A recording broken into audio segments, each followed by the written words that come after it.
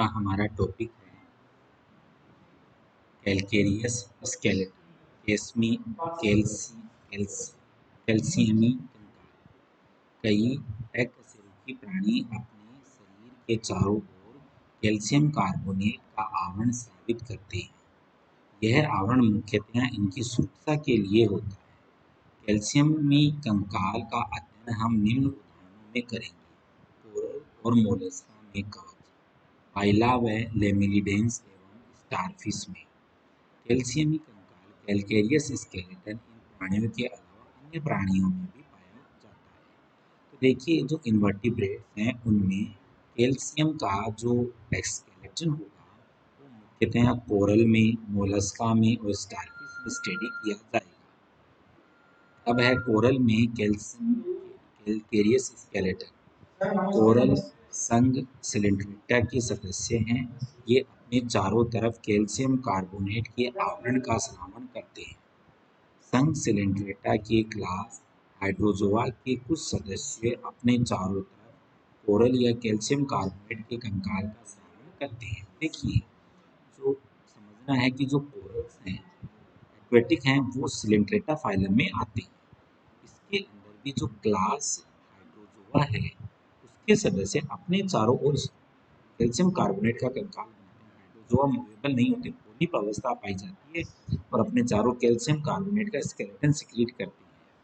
ये मिलीपोरा कहलाती है। इसी तरह सिलेंड्रेटा के एंथोजोआ में पोलिप अपने चारों ओर कोरल कैल्शियम कार्बोनेट के कंकाल का श्रावण करती है। ये सदस्य ही वास्तव में कोरल कहलाती हैं। तो आपको ये अंतर समझना है कि सिलेंड्रेटा में 3 क्लासेज होती हैं: हाइड्रोजोआ, एंथोजोआ, स्टाइफोजोआ। हाइड्रोजोआ के जो मेंबर अपने चारों ओर कंकाल बनाते हैं वो मिलीपोरा होते हैं, एग्जाम्पल मिलीपोरा है। लेकिन जो मैन अपने चारों ओर स्केलेटन बनाते हैं, जिन्हें हम कोरल के कॉमन नाम से पुकारते हैं, वो एंथोजोआ क्लास के सदस्य होते हैं। इसके ऑर्डर मैड्रिपोरिया के सदस्य वास्तव में पथरीले कोरल होते हैं।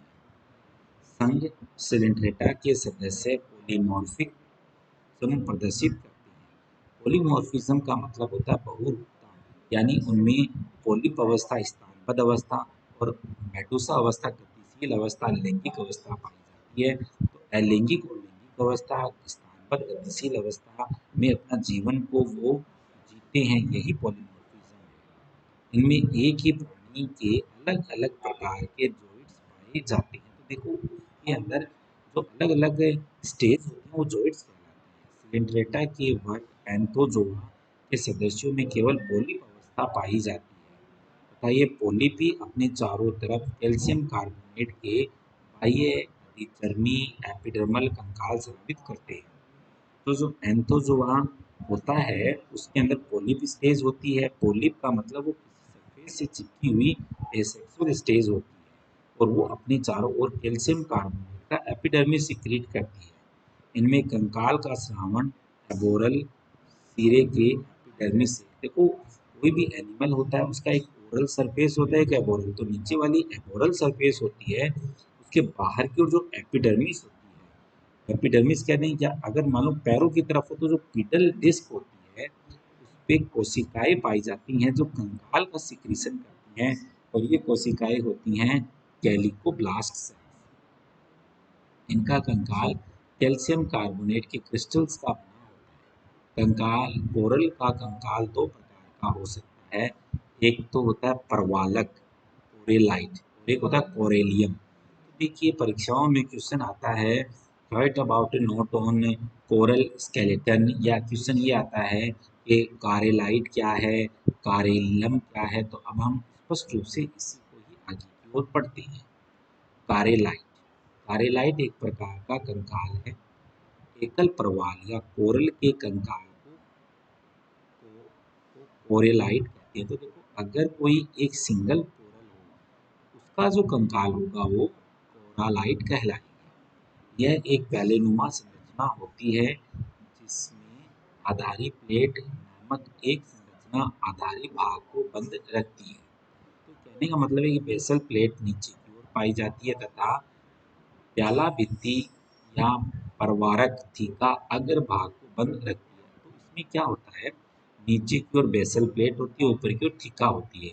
प्याले की गुहा के अंदर अनेक सीधे खड़े रेडियल रिज या पट पाए जाते हैं और उनमें क्या होता है, सीधे सीधे पट भी पाए जाते हैं जिनमें दृढ़ पट स्क्लेरोसेप्टा कहते हैं।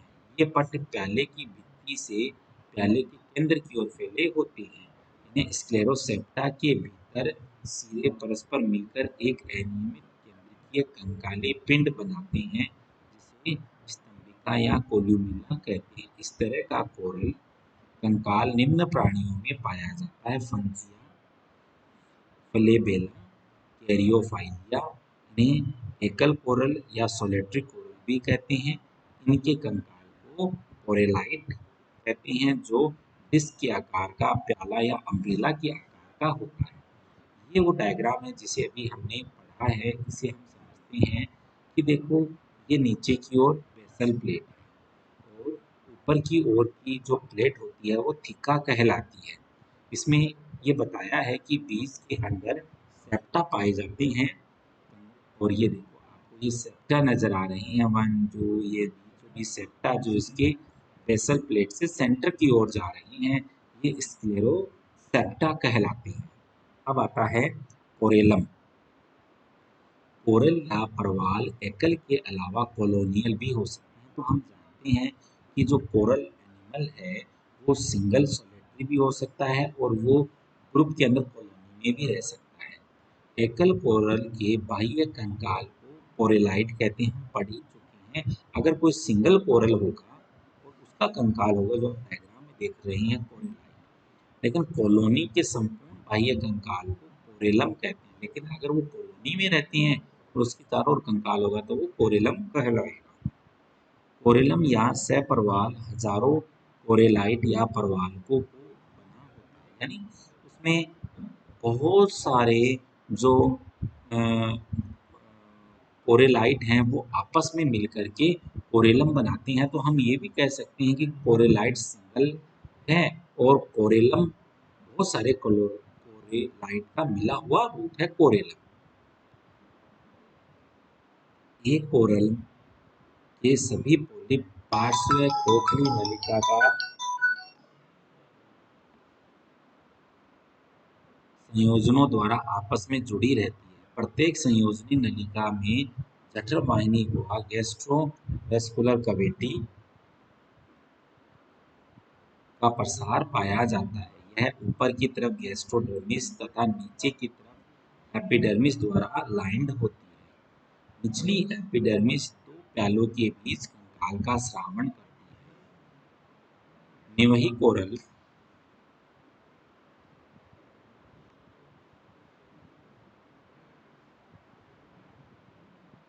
कॉलोनियल कोरल अधिकांशतया स्टोनी प्रवाल स्टोनी कार्ल्स होते हैं। इनका कंकाल कोरोलम प्लेट की भांति या गोलाकार या प्याले समान फूलदान के आकार का होता है। तो कहने की बात है, ये किसी बेस पे मतलब ये इनकी शेप इस तरह की होती है और ये स्टोन के ऊपर ही ग्रो मतलब ये हार्डी सरफेस पे ही ग्रो करते हैं। निवही परवालो कॉलोनियल कोरल का उदाहरण है एक्रोपोरा, ओक्यूलाइना, फेविया, मैट्रिपोरा, मिंट्रिन। तो ये सब कॉलोनी में रहती हैं, इसलिए ये एग्जाम्पल हैं कॉलोनियल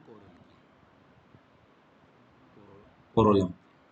संघ सेंट्रेटा के कई सदस्य एकल या कॉलोनी पोलिप्लॉइड होते हैं जो अपने द्वारा स्रावित कैल्शियम कार्बोनेट के कंकाल के अंदर रहते हैं। इन्हें साधारणतः कोरल या परवाल कहते हैं। इनमें से अधिकांश सदस्य वर्ग एंथोजोआ के होते हैं, परंतु कुछ हाइड्रोजोआ के सदस्य भी अपने चारों तरफ कोरल का सिक्रीशन कर सकते हैं। अतः संघ सिलेंड्रेटा के सदस्यों में पाए जाने वाले कोरल परवालों को तीन श्रेणी में बांटा गया है: हाइड्रोजोआ, ऑक्टोकोरेलियम, हेक्सा कोरेलियम। तो अब हम पहले बात करते हैं हाइड्रोजोआ कोरल।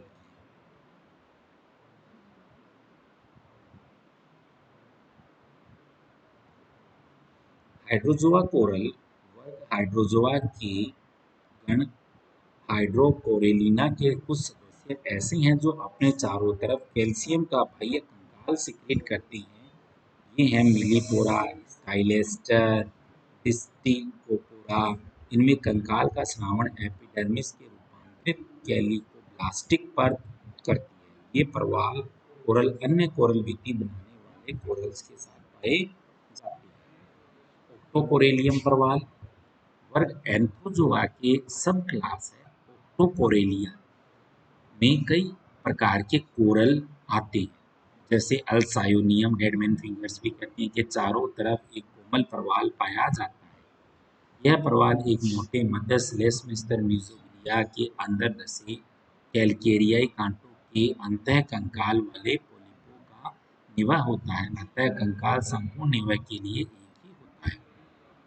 ऑर्डर स्टोलोनीफेरा के सदस्य ट्यूबिपोरा ऑर्गन पाइप कोरल नामक निवही कोरल कंकाल में कैलकेरियाई कंटिकाओं का बना होता है।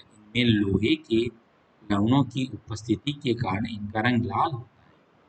सिनोथिकेलिया ऑर्डर के सदस्य हेलियोगोरा ब्लू कोरल के नाम से जाने जाते हैं। इनमें भी कैल्शियम कंटिकाओं का स्थूल कंकाल या कोरेलियम पाया जाता है। गार्गोनेसिया ऑर्डर के सदस्य गार्गोनिया सीफेन के होर्नी कोरल पाए जाते हैं। इनका अक्षि कंकाल अक्षीय प्रोटीन पदार्थों का बना होता है। इनमें पोलिप के चारों तरफ कैलकेरिया कंटिकाएं पाई जाती हैं। हेक्साकोरेलियम प्रवाल यह सिलिंट्रेटा के मेट्रोपोरिसिया के सदस्य स्टोनी कोरल या ट्रू कोरल बनाते हैं। इनमें से कुछ एकल परंतु अधिकांश कोलोनियल बनते हैं। ये सब मिलकर प्रवाल भित्तियों का निर्माण करते हैं। हेक्साकोरेलियम प्रवाल का वर्णन पूर्व में हम कर चुके हैं।